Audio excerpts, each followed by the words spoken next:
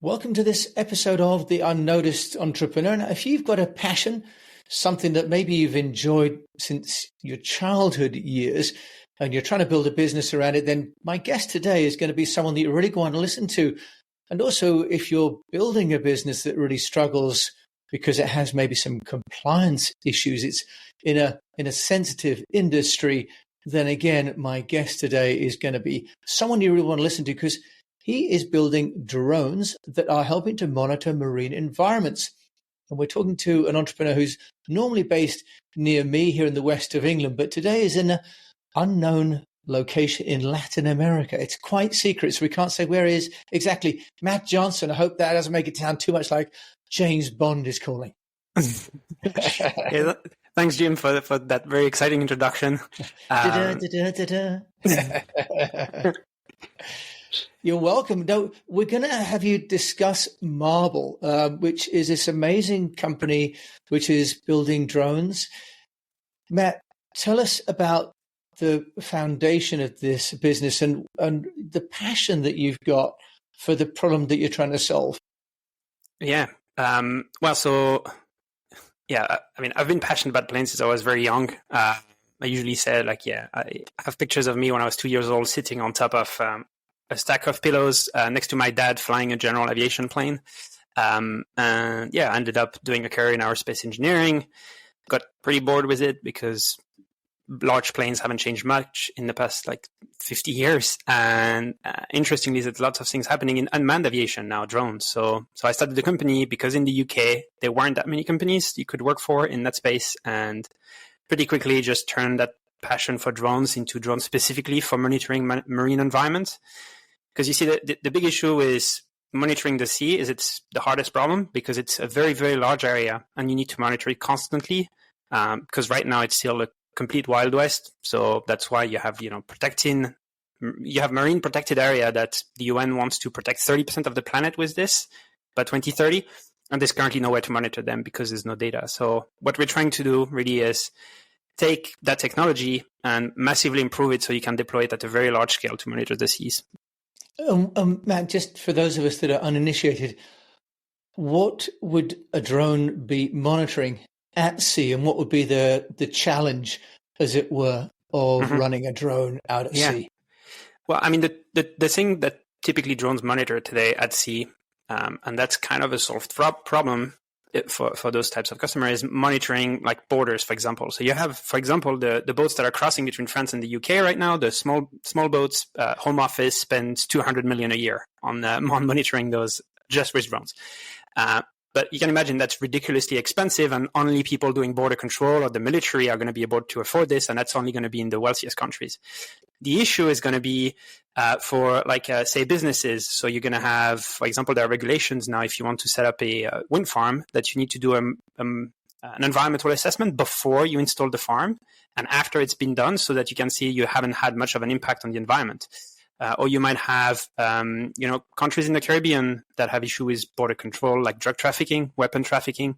Don't know if you've seen what's happening in Haiti at the minute, where it's basically the state is failing. So you have countries around that are really worried, and they don't have 200 million a year to spend on drones. And so what we're doing is basically bringing down the cost massively so that we can empower, again, environmental protection, smaller countries to protect their maritime resources, all these types of use cases.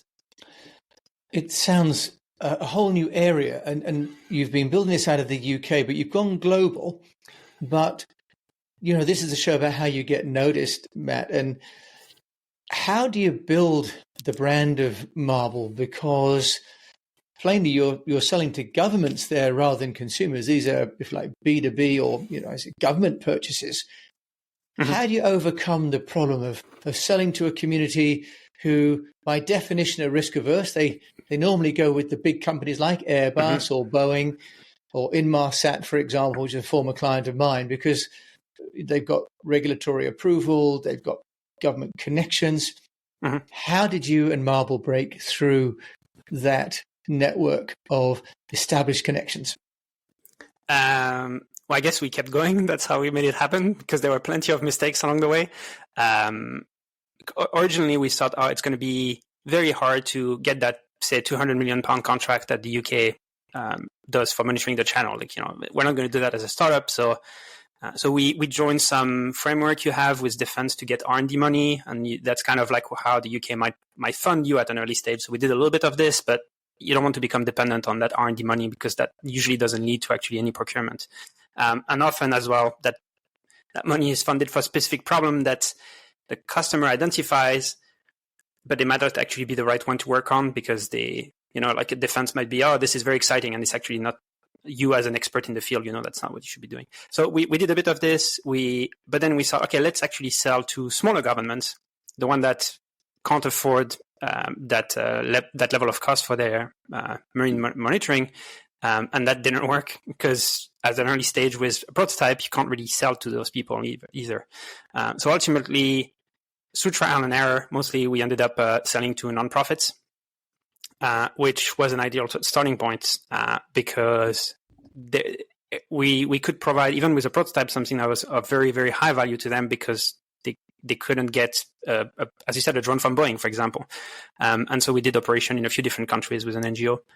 And those relationships were built, as you said, without marketing, because we're not trying to reach the general public. So it was mostly us trying to figure out, okay, who are the people that could use this? And then, going to trade shows, going to events, and through the sheer volume, managing to hit those people ultimately.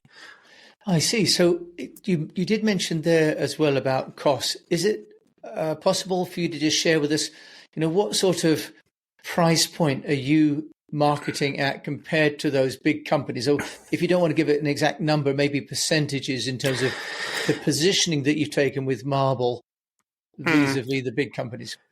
So because it's a new market that is quite complex, there is no clear cost values, and people will pay vastly different amounts for the same thing. As I said, for a politicized problem like small boats crossing the channel, the UK is going to pay a ridiculous amount. But long term, I think the metric is going to be the same as for satellite data. It's going to be the dollar per square kilometer at a given resolution, and it's going to be a higher dollar per square kilometer if you want more resolution. And then every time you want that image, you will have to repay. So if you want, monitoring every 30 minutes, then you'll pay every 30 minutes. If you want it once a day, you'll just pay once. Today, it doesn't work like that. So it's much harder to explain. But broadly, we're 50 times cheaper per dollar per square kilometer. But that's what you need to do that, because if you want, again, to monitor for a wind farm, nobody's going to pay $200 million a year to monitor your wind farm. So yeah, presumably the wind farms don't move that fast either, do they? Compared to the they don't need immigrants. Exactly. But when you were going out to trade shows, were you doing that globally, or did you find the strategy was to sort of just stay close to home? We'll be back after a quick break. Would you like to double your salary without starting another business? The easy way to do this is to join the board of another company. You get well paid for a part-time role. You get all the credibility that comes with being a board member. Plus, you get to hang out with some very cool people and learn how other businesses are dealing with their problems. If you'd like to know more, if you'd like to learn how you get your first board seat within 60 days, just click on the link below, as UnNoticed is a gold sponsor of our summit, so you get free tickets. Enjoy. I'll see you there.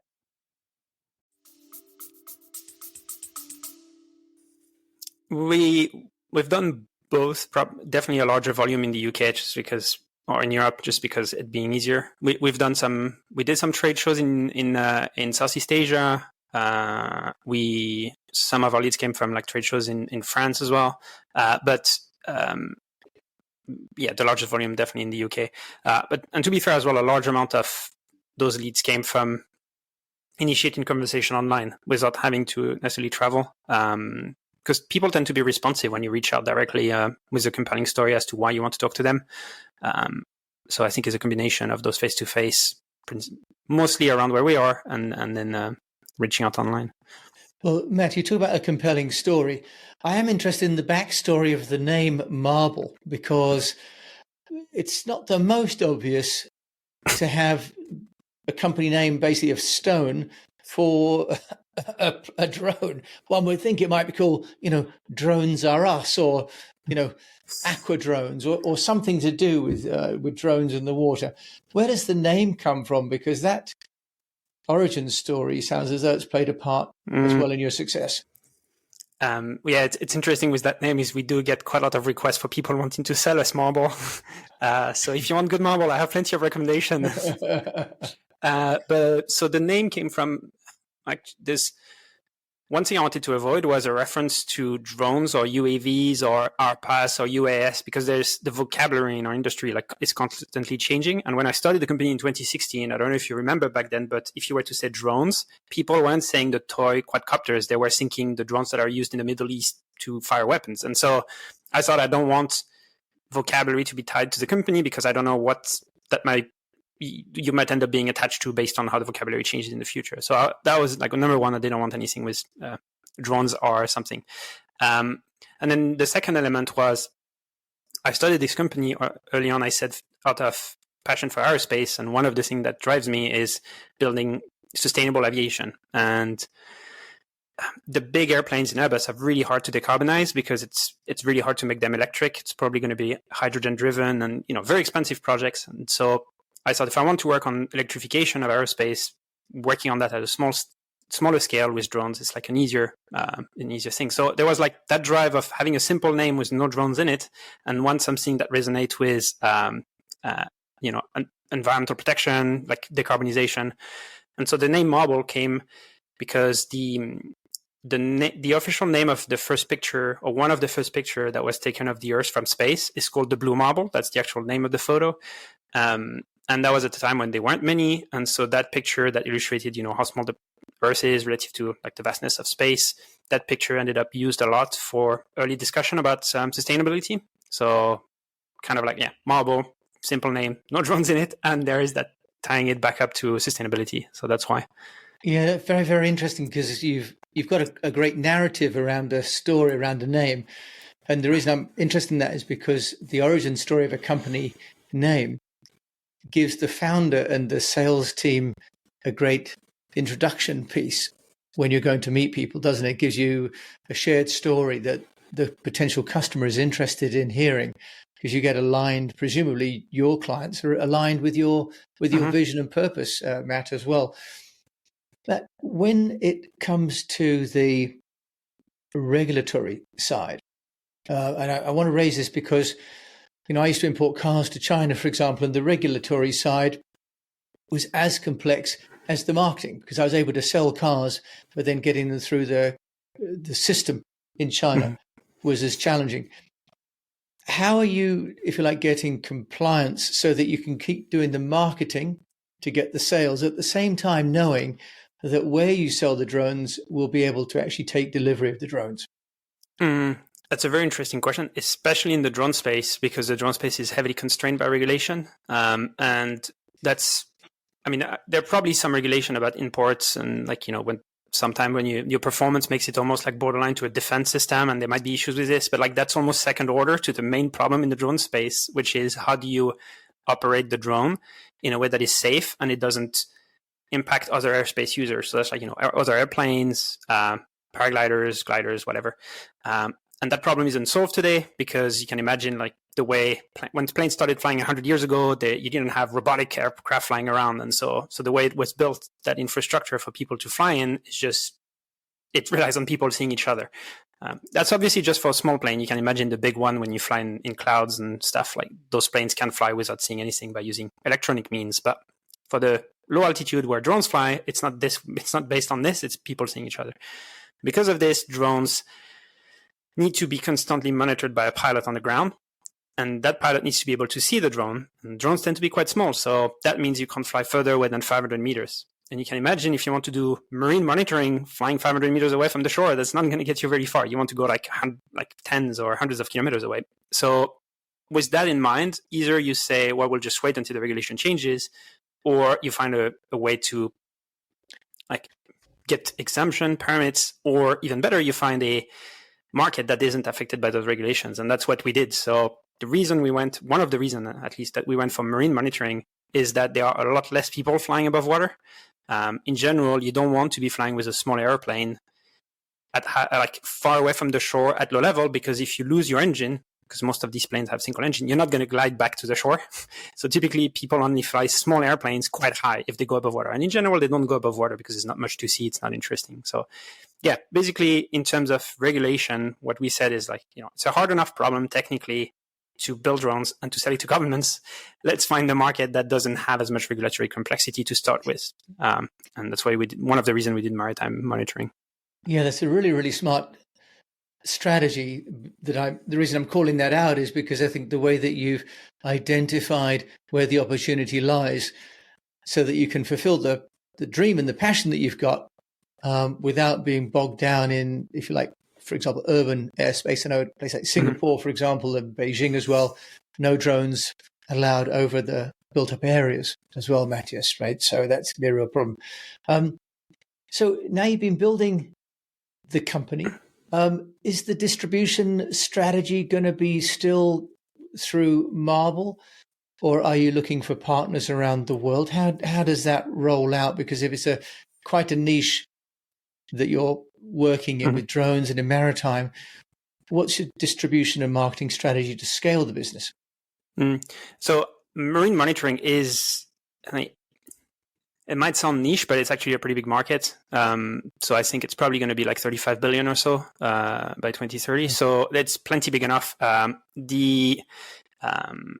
And even I mentioned we started as a nonprofit. That is very small. You'd want to grow out of this. But even if you look at just purely small governments or businesses that need monitoring, that's already in the billions. So we can build a really big business just in those markets.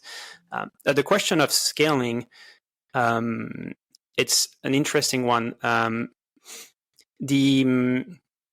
guess what we're selling is not actually the drone. We're selling the data. We want to be, if you imagine along the way you purchase satellite imagery today, is you don't go and buy your own satellite to put it in space and then connect to it and then play around and then get the data. You just go on a website from someone who operates the satellite on your behalf, and that person sells the data to you, but to everyone else as well. And that's how you get the cost down, actually.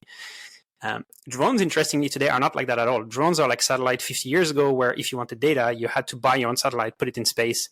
And obviously, you had to be a government agency from like the US or like a wealthy country to be able to do that.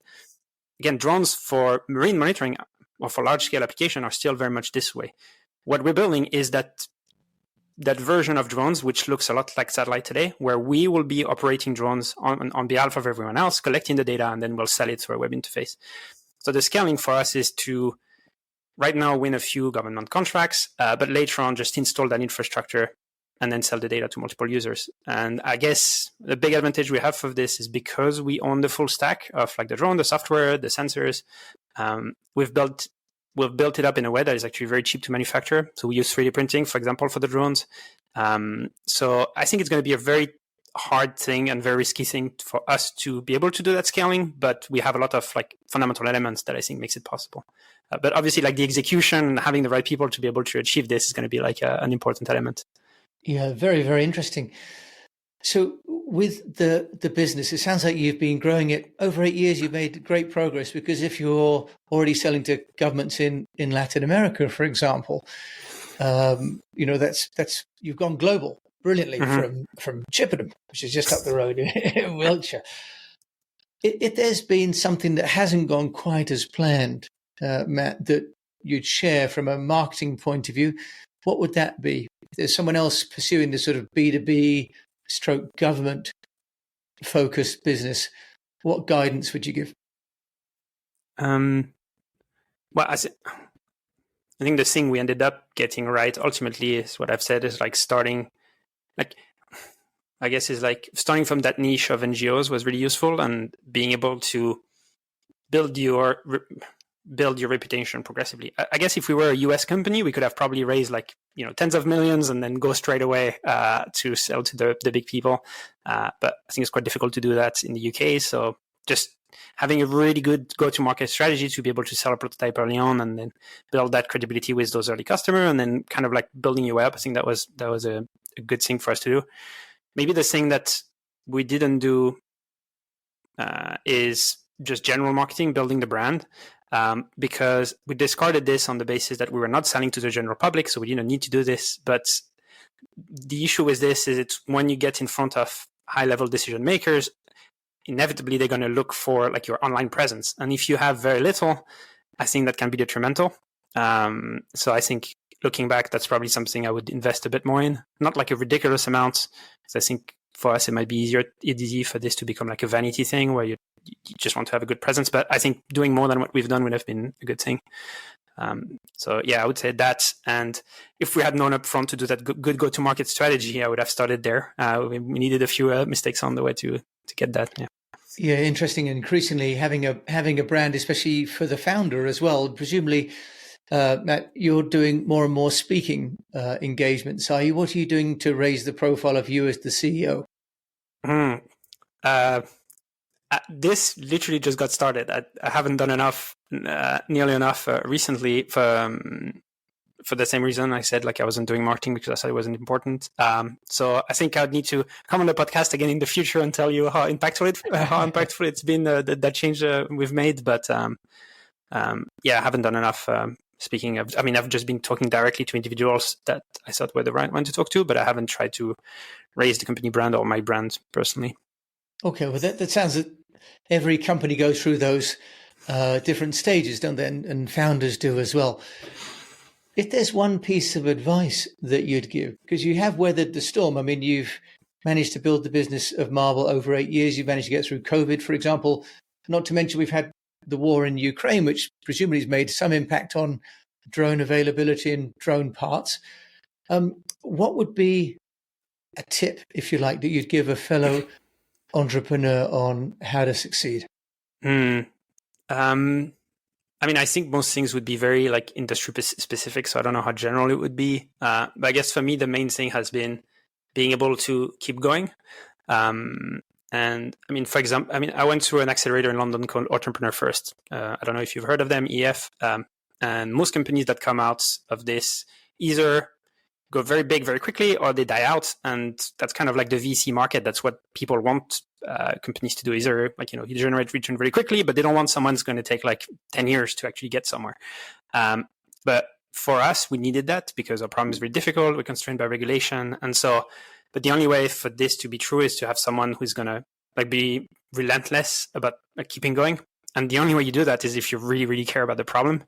Otherwise you're going to like, I don't think I have a particular, like my discipline to just keep going. I mean, I'm sure I have some, good habits and things, but the main thing is like I'm really passionate about building. And so I guess the advice would be, pick something that you're really going to care about and you really want whatever you're building to happen in the world.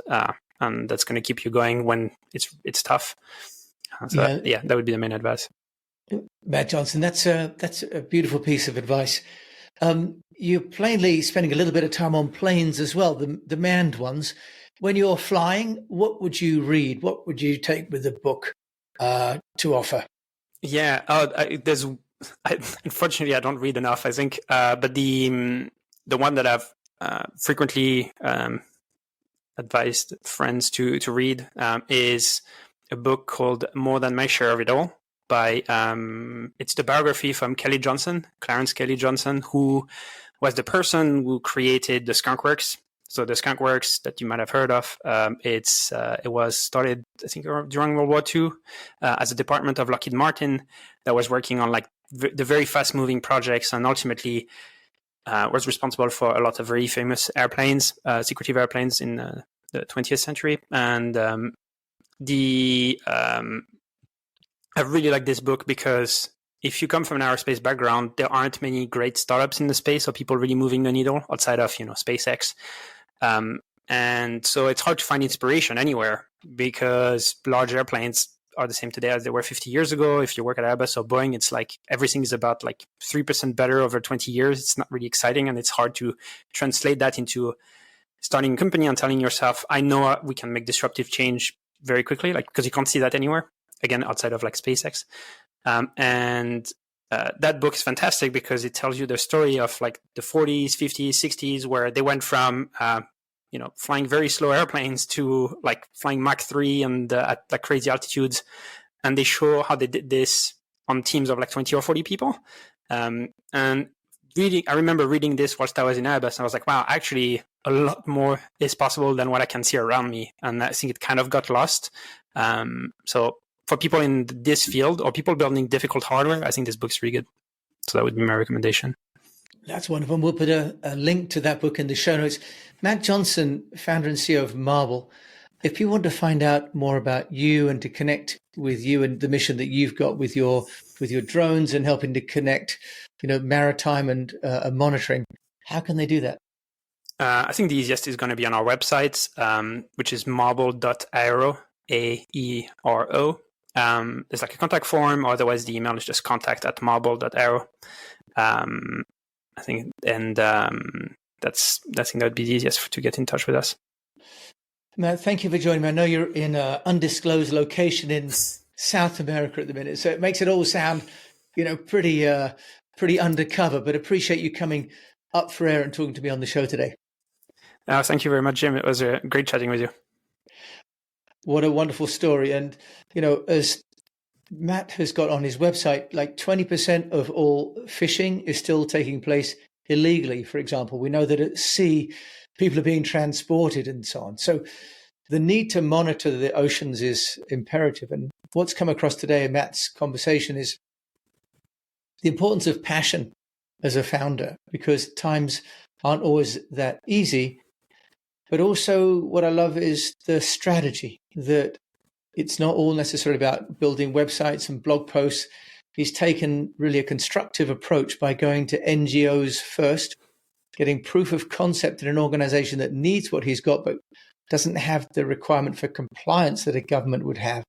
Get proof of concept and then be able to take that to government. So a textbook example of how you can overcome short-term, seemingly insurmountable problems by using some great logic. So do check out marble.aero. It's a fantastic website, a fantastic business, and we wish Matthew all the best with building that brand. And until we meet again, I do encourage you to keep on communicating. You've been with me, Jim James, on the UnNoticed Entrepreneur Podcast.